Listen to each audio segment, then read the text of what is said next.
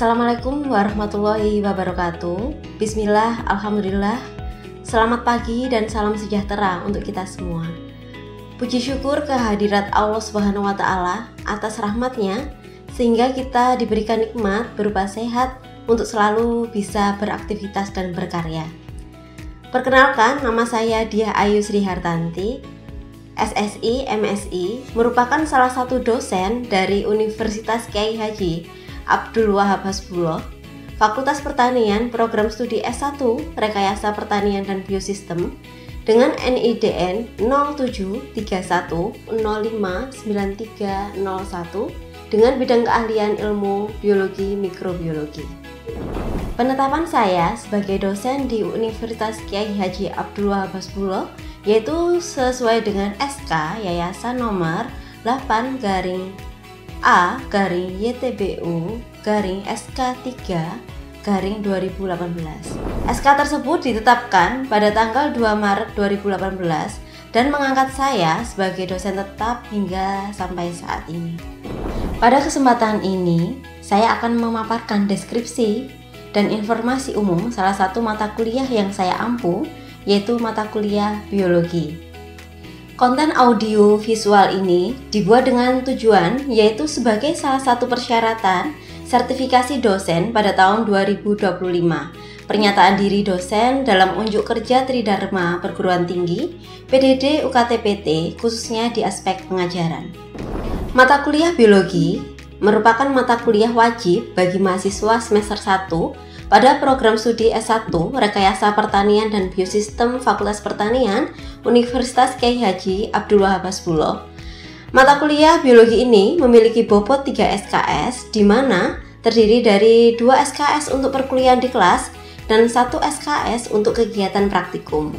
Deskripsi singkat tentang mata kuliah biologi, yaitu mata kuliah ini mempelajari tentang konsep biologi sel, metabolisme tumbuhan spermatokita dan sistematikanya, morfologi, anatomi, dan fungsi organ tumbuhan yang akhirnya mahasiswa dapat menjelaskan konsep dasar biologi dalam penerapan di bidang pertanian. Materi atau pokok bahasan dalam mata kuliah biologi ini yaitu: dalam pengajaran, saya menerapkan sistem pembelajaran dalam bentuk DIA. DIA adalah Delivery, Interaction, and Assessment. Aspek pertama yaitu Delivery. Delivery yaitu proses bagaimana saya menyampaikan materi pembelajaran dengan pemaparan, ceramah terkait materi sehingga dapat diterima dengan baik oleh mahasiswa. Adapun capaian pembelajaran dari mata kuliah biologi yaitu Adapun CPMK dari mata kuliah biologi yaitu selanjutnya, aspek yang ingin saya sampaikan adalah aspek interaction. Aspek interaction adalah proses interaksi yang terjalin antara dosen dan mahasiswa untuk mencapai tujuan pembelajaran. Adapun sistem interaksi yang saya lakukan di kelas dengan metode discussion, dengan menerapkan sistem interaksi ini, pembelajaran lebih interaktif, yaitu dosen memaparkan materi di kelas dan menyisipkan pertanyaan-pertanyaan kepada mahasiswa untuk membangun diskusi interaktif. Aspek yang terakhir dalam sistem DIA adalah assessment. Aspek assessment ini merupakan proses penilaian untuk mengukur kemampuan mahasiswa secara objektif dalam perkuliahan.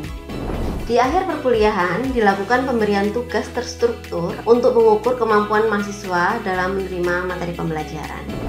Media pembelajaran yang digunakan antara lain laptop, yaitu untuk menyusun materi perkuliahan, ada LCD, proyektor untuk menampilkan materi di dalam kelas, dan juga ada papan tulis digunakan untuk memperjelas pemaparan materi kepada mahasiswa. Indikator penilaian yang saya gunakan untuk menilai hasil belajar mahasiswa antara lain, yang pertama adalah kehadiran di dalam kelas dengan bobot 5%, tugas sebesar 10%, keaktifan dalam berdiskusi sebesar 5%, tugas praktikum 10%, ujian tengah semester 30%, dan yang terakhir ujian akhir semester sebesar 30%. Hasil asesmen yang saya gunakan ini harapannya adalah mahasiswa dapat mengetahui proses penilaian yang saya lakukan dengan transparan dan objektif. Selanjutnya, Saya akan menampilkan proses pembelajaran mata kuliah biologi di dalam kelas secara luring. Selamat menyaksikan. Assalamualaikum warahmatullahi wabarakatuh. Selamat pagi, salam sejahtera untuk kita semua ya. Sehat ya adik ya? Sehat, alhamdulillah kita bisa bertemu lagi di mata kuliah biologi ya. Jadi sebelumnya kita berdoa terlebih dahulu ya, seperti biasanya, agar kita pada hari ini dapat melakukan pembelajaran dengan baik dan dapat memperoleh manfaat secara bersama-sama. Oke? Berdoa dimulai. Berdoa selesai. Ada teman-teman yang nggak hadir, Dek. Kelihatannya lengkap semua ya. Saya absen saja ya, satu-satu ya. Mas Anggi Ardianto hadir. Afina hadir. Mas Syafi hadir. Mas Iyam Fahmi. Muhammad Jalaluddin Al-Kafi hadir. Baik, hadir semua ya Dek ya.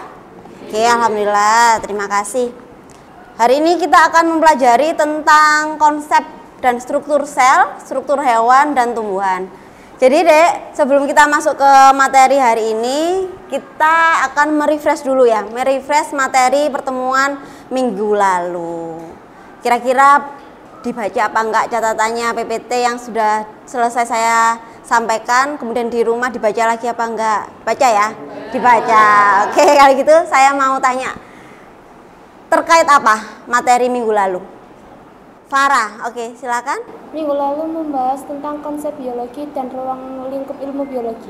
Oke, terkait mata kuliah biologi, kemarin sudah saya jelaskan tentang ruang lingkup ilmu biologi dan juga konsepnya ya. Siapa yang bisa menjelaskan definisi dari ilmu biologi? Siapa, Dek? Saya, Bu. Ilmu biologi adalah ilmu pengetahuan alam yang mempelajari tentang hal ihwal makhluk hidup beserta lingkungannya. Terima kasih Mas Anggi. Selanjutnya terkait dengan ilmu biologi ya. Di sini ilmu biologi itu sebagai indukan. Ya, sebagai indukan itu ada anak-anak ilmu, cabang dari ilmu biologi. Itu kan ada banyak ya. Siapa salah satu dari kalian yang bisa menjelaskan? Saya, Bu.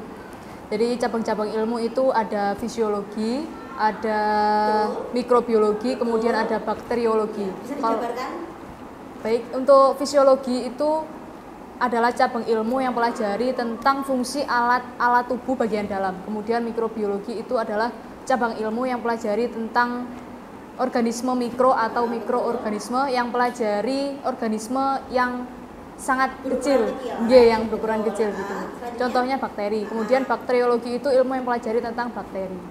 Oke ya, jadi sudah ingat semua ya pertemuan kemarin terkait dengan konsep biologi dan ruang lingkup biologi. Baik, langsung masuk saja ke materi hari ini. Kita akan mempelajari tentang konsep dan struktur sel, juga terkait dengan perbedaan antara sel hewan dan sel tumbuhan. Jadi harapannya adik-adik di sini nanti dapat menjelaskan ya, apa saja sih organel sel, yang beberapa itu yang bentuknya bermacam-macam, kemudian fungsinya juga berbeda-beda ya. Oke, saya jelaskan. Apakah itu sel, Dek? Jadi sel ini merupakan unit terkecil dari penyusun makhluk hidup atau suatu kehidupan ya. Dimana sel ini bisa definisinya yaitu unit struktural dan juga secara unit fungsional. Kalau struktural itu struktur apa? Membentuk, pembangun. Berarti ya itu tadi, membangun kehidupan ya, makhluk hidupnya. Kemudian kalau unit fungsional adalah suatu sel itu mempunyai kemampuan untuk menjalankan fungsi untuk kelangsungan makhluk hidup. Komponen penyusun sel. Jadi apa saja sih komponen dari sel itu? Di sini ada dua macam, yaitu ada secara komponen kimiawi dan dari organel selnya itu sendiri ya, dari komponen kimiawi dan organel sel. Komponen kimiawi sendiri ini terdiri dari dua macam. Di sini ada senyawa organik dan senyawa anorganik. Kita tahu ya bahwa senyawa organik itu bisa terdiri dari karbohidrat, kemudian lipid, protein, kemudian dari asam nukleat. Asam nukleat itu adalah pembentuk dari DNA ya. Salah satunya adalah itu DNA. Apa DNA itu?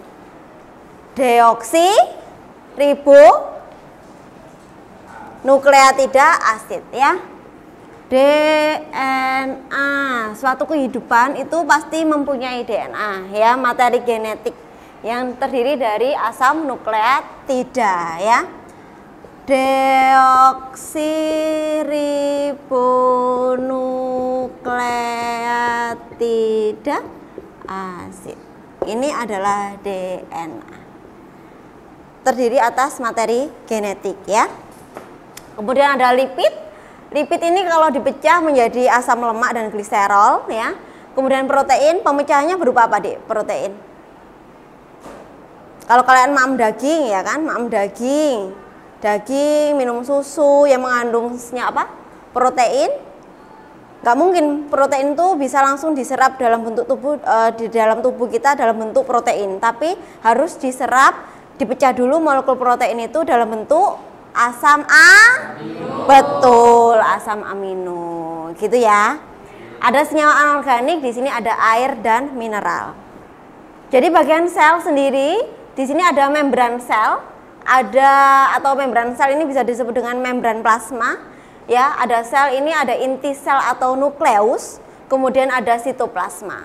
Sito itu artinya sel, biologi, dikata biologi ya. Di biologi, sito itu artinya sel. Plasma adalah cairan, berarti adalah cairan yang ada di dalam sel. Ya, betul.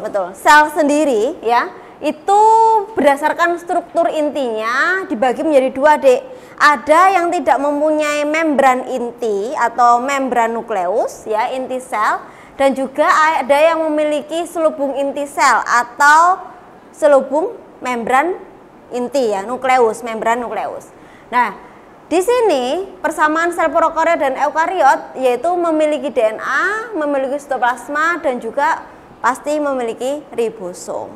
Gitu ya. Kira-kira dari dua sel ini, sel prokariot, eukariot, itu kan perbedaannya ada tidaknya membran inti ya, selubung sel. Prokariot ini golongannya apa, Dik? Betul. Contohnya salah satunya adalah bakteri. Jadi golongannya prokariot, kelompoknya prokariot ini adalah Archaebacteria atau bakteri, ya. Ada juga sel eukariot. Sel eukariot ini contohnya adalah plante, animal, ya kan, hewan, tumbuhan, fungi. Ya, kalau kita membahas tentang di sini nanti akan membahas tentang tumbuhan, berarti masuk di pro atau eukariot. Bisa dilihat secara bersama. Di sini adalah gambaran dari sel tumbuhan ya. Sel tumbuhan utamanya yang berbeda dari sel hewan adalah sel tumbuhan mempunyai apa ini, Dek? Dinding sel, sehingga tumbuhan itu tegak ya, maksudnya pohon kan keras ya kan, pohon keras, kemudian daunnya itu juga mempunyai struktur yang crunchy ya, itu karena salah satunya ada dinding sel. Kulit kita tidak bisa ya kan, kita lembek ya, tidak ada dinding sel. Jadi salah satu perbedaannya adalah tidak ada dinding sel atau wall cell ya, wall cell. Juga keutamaannya apa? Perbedaan antara sel tumbuhan dan sel hewan kira-kira. Bisa nggak kita di dalam ada di suatu di outdoor, kita berdiri di sini kemudian kita kenyang? Nggak bisa. Karena kita kenyangnya harus makan dari sumber yang lain. Kita harus masak, kita beli dulu di pasar ya kan. Kita nggak bisa membuat makanan sendiri, sehingga kita disebut dengan makhluk hidup heterotrof ya, heterotrof. Kalau makhluk hidup yang dapat membuat makanan sendiri itu adalah makhluk hidup fotoautotrof, dengan bantuan cahaya matahari itu fotoautotrof, atau autotrof itu dapat membuat makanan sendiri ya. Jadi kita sifatnya heterotrof. Tapi kalau tumbuhan mempunyai apa, Dek? Bisa melakukan fotosintesis itu klorofil. Salah satunya adalah klorofil. Zat hijau daun itu adalah suatu kebutuhan ya, bahan yang digunakan untuk membuat makanan sendiri dalam proses fotosintesis ya. Jadi membuat makanan sendiri dengan bantuan cahaya matahari. Ada juga, Bu. Apakah ada, Bu, membuat makanan sendiri tidak dengan bantuan cahaya? Apa penyebutannya? Kemoautotrof. Membuat makanan sendiri dengan bantuan senyawa kimiawi. Ya, unsur-unsur kimiawi seperti itu. Di sini sel tumbuhan itu ada sitoplasma, ada peroksisom, mikrofilamen, ribosom, mikrotubulus. Ini adalah di dalam dalam sel tumbuhan yang intinya di dalam itu adalah organel-organel sel. Boleh dicatat ya, Dek ya. Di sini Adik-adik bisa lihat ya, membran sel. Membran sel ini ada di sel eukariotik ya, sel eukariotik. Terdiri dari dua lapis. Dua lapis kalau dari bahasa biologi, dua itu berarti berapa? Bi, ya. Satu berarti mono, tiga tri, ya kan? Di sini ada dua lapisan, berarti bilayer. Layer itu lapisan, bi itu dua. Jadi membran sel ini terdiri dari dua lapisan. Ya, bilayer. Disebut dengan fosfolipid bilayer ya. Di atas ini ada glikoprotein, glikolipid, protein ekstrinsik, protein intrinsik ya kan. Gliko itu adalah karbohidrat, protein ya protein. Berarti kalau glikoprotein adalah gabungan antara karbohidrat dan protein. Betul ya. Glikolipid berarti gabungan antara apa? Karbohidrat dengan lemak. Betul ya. Jadi di situ. Nah, fosfolipid bilayer kalian sudah tahu ya. Di sini saya bisa menjelaskan lagi, lebih jelas lagi bahwa fosfolipid bilayer itu ada dua lapisan. Bilayer dua lapis.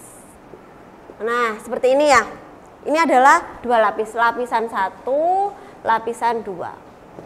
Masing-masing setiap lapisan itu terdiri dari ekor dan kepala. Mana ekornya? Ini ekornya. Kepalanya adalah ini. Ini adalah air ya, Dek. Air sel atau sitoplasma ya, sitoplasma. Berarti fobia. Di sini ada yang bagian hidrofobik, kelihatan ya? Bagian hidrofobik. Hidrofobik berarti apa, Dek? Fobia. Apa itu fobia? Fobia, aku fobia sama ketinggian. Apa itu?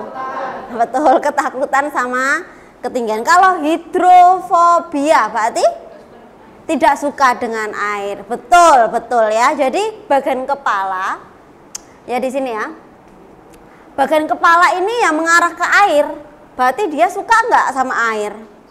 Suka ya, suka dengan air bagian kepala. Sehingga bagian kepala ini disebut dengan hidrofilik atau hidrofilia. Lah, bagian ekornya ini, bagian ekor yang ada di dalam ini disebut dengan bagian yang hidrofobi. Paham ya? Paham ya? Jadi yang di dalam itu tidak kena air ya, air yang ada di lingkungan. Jadi yang mana, Dek? Yang hidrofobik, yang bagian ekor, yang bagian tail ya, tail. Kemudian yang bagian yang suka hidrofilik, bagian kepala. Betul ya? Jadi nukleus ini adalah salah satu organel di dalam sel yang penting banget ya, penting sekali fungsinya. Di sini adalah mengendalikan seluruh aktivitas sel, semua metabolisme itu bisa dikendalikan sama nukleus ini, inti sel, yang dimana inti sel ini juga mengandung deoksiribonukleotida asid atau DNA ya. Nah, ini adalah sitoplasma. Sitoplasma adalah cairan yang ada di dalam sel ya, isinya adalah vitamin, mineral gitu-gitu ya. Lah, ini adalah mitokondria, Dek ya. Mitokondria. Di dalam mitokondria di sini ada lekukan-lekukan ya Dek ya. Terlihat ya, lekukan-lekukan warna biru ya, warna biru terlihat. Ya. Nah, semakin banyak lekukan itu maka semakin banyak atau besar juga ATP yang dihasilkan.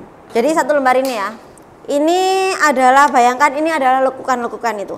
Kalau misalkan sosis ini nggak ada lekukan, dia hanya seperti ini, ATP-nya ya segini aja, ya kan? Isinya ya segini aja. Tapi ketika kalian bisa aktivitasnya oke, metabolismenya oke, sehat, metabolisme itu juga akan bekerja dengan baik ya. Nah, dilekuk-lekuknya nih, gini ya. Maka dalam satu mitokondria itu bisa muat banyak krista, ya bisa menghasilkan krista. Jadi semakin ini kan permukaannya cuma sedikit ya, tapi kalau diginikan lekukannya semakin banyak, maka akan juga menghasilkan banyak lekukan, lebih banyak muat lagi, gitu kan ya, paham ya? Jadi apa? ATP yang dihasilkan, adenosin trifosfat yang dihasilkan juga lebih besar, banyak. Terima kasih, Dek Farah. Oke, selanjutnya di sini ada retikulum endoplasma. Retikulum endoplasma ini ada dua macam Dek, ada RE halus dan RE kasar. Jadi RE itu bentukannya seperti ini ya, kalau saya gambar ya seperti itu, kalau saya gambar seperti ini ya Dek. Jadi RE kasar dan RE halus bedanya apa? Tidak adanya bintik-bintiknya. Bintik-bintik itu siapa sih? Bentuk bintik itu adalah ribosom. Ini disebut dengan RE kasar. Tapi kalau RE-nya halus, tidak ada ribosomnya yang melekat, maka disebut dengan RE halus. Mulus, ya kan? Lah, perbedaannya apa? Kalau RE kasar, karena dia di sini ada ribosom, padahal si ribosom ini fungsinya adalah untuk sintesis protein, Dek. Tapi kalau yang halus seperti ini, fungsinya adalah sebagai sintesis lemak, lipid. Tahu ya perbedaannya ya? Oke. Nah, ini ribosom ya, Dek. Badan Golgi. Fungsinya membentuk dinding sel tumbuhan, membentuk bahan membran plasma, kemudian membentuk lisosom, tempat sekresi senyawa-senyawa. Ini adalah lisosom ya Dek. Jadi aslinya dia itu hanya satu gini aja, satu lekukan-lekukan gini. Tapi ketika dia ada bulat-bulat yang keluar, ini adalah organel lisosom. Nah, ini lisosomnya ya. Fungsinya adalah mencerna makanan, membawa makanan yang sudah diuraikan di metabolisme ke bagian selanjutnya untuk menghasilkan ATP. Nah, ini kloroplas, Dek. Jadi kloroplas itu erat kaitannya sama plante atau animal? Plante ya, plante atau tumbuhan ya. Di sini daun ya. Jadi daun, ada daun, kemudian diiris secara melintang. Strukturnya seperti itu, ada epidermis, ada palisade, ada mesofil, ada stomata, ada bagian epidermis yang bawah. Nah, untuk diperbesar lagi, ini adalah gambaran dari sel. Ini adalah kloroplas ya. Jadi kloroplas bentukannya seperti ini, Dek. Ya, bentukannya seperti ini. Di dalam kloroplas ada yang namanya apa ini? Bisa dilihat apa namanya? Apa? Dilihat di situ. Betul.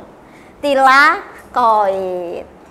Jadi kloroplas itu di dalamnya, Dek, ada suatu cairan juga ada kepingan. Gampangannya kepingan ya, kepingan. Kepingan ini disebut dengan satu kepingan ini disebut dengan tilakoid. Tilakoid yang mengumpul jadi satu ya. Itu namanya adalah grana atau granum. Grana. Ada yang bertanya mungkin, Bu, kok ada bagian-bagian seperti itu? Fotosintesis itu terjadi di mana, Bu, sebenarnya? Jadi fotosintesis itu dapat terjadi juga pada malam hari. Ada yang namanya stroma, Dek. Stroma ini adalah cairan sel dari kloroplas. Kloroplas duduk klorosis. Kloroplas ya, stroma. Stroma sama tilakoid menjadi grana. Stroma untuk proses fotosintesis reaksi gelap. Jadi kloroplas itu ada dua bagian ya, bagian cairan dan bagian kepingan itu. Untuk terakhir deh, organel terakhir ya, di sini ada vakuola. Vakuola dari sel tumbuhan dan juga sel hewan. Bisa dilihat ya di sini. Perbedaannya apa sih? Kalau untuk tumbuhan dia berperan untuk menghancurkan bagian sel yang rusak atau tua, destruksi ya. Kemudian kalau sel hewan menyimpan cadangan makanan, mengumpulkan sisa metabolisme. Di sini terlihat jelas boten untuk perbedaan sel hewan sama sel tumbuhan. Jelas ya, ada dinding sel, satunya tidak ada dinding sel ya. Kita selesai di materi organel sel, konsep sel tumbuhan dan sel hewan. Ada yang bertanya? Saya izin bertanya, apakah daun selain yang berwarna hijau seperti warna merah, warna kuning, apakah bisa melakukan fotosintesis? Terima kasih pertanyaannya adik Nia. Jawabannya iya, karena fotosintesis itu tidak hanya dilakukan oleh tumbuhan yang berwarna hijau. Tumbuhan itu sekeliling kalian banyak yang warna merah, warna kuning, warna orange. Itu tetap bisa melakukan fotosintesis. Karena apa? Dia mempunyai pigmen yang berbeda. Kayak misalkan warna oranye, dia pigmennya karoten. Warna kuning, dia xanthofil. Begitu ya Dek Nia ya? Bisa diterima? Bisa.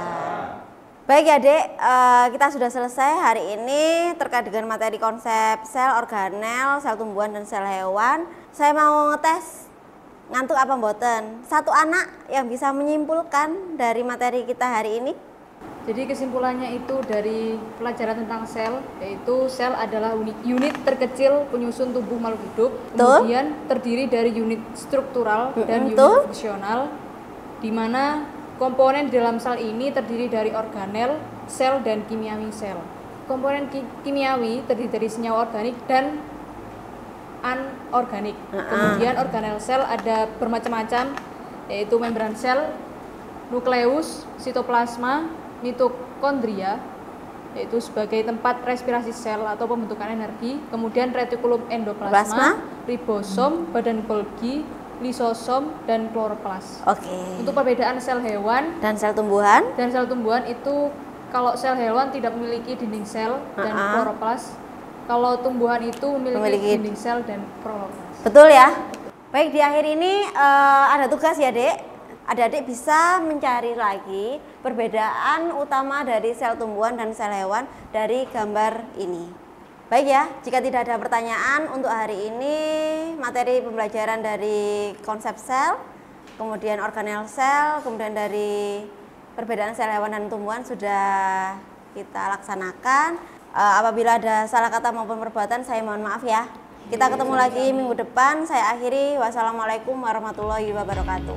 Demikian deskripsi singkat di dalam proses pembelajaran mata kuliah biologi yang saya ampu. Semoga dapat memberikan inspirasi dan gambaran mengenai kinerja pengajaran yang saya laksanakan, khususnya pada mata kuliah biologi di program studi S1 Rekayasa Pertanian dan Biosistem Fakultas Pertanian Universitas Kyai Haji Abdul Wahab Maspulo. Wassalamualaikum warahmatullahi wabarakatuh.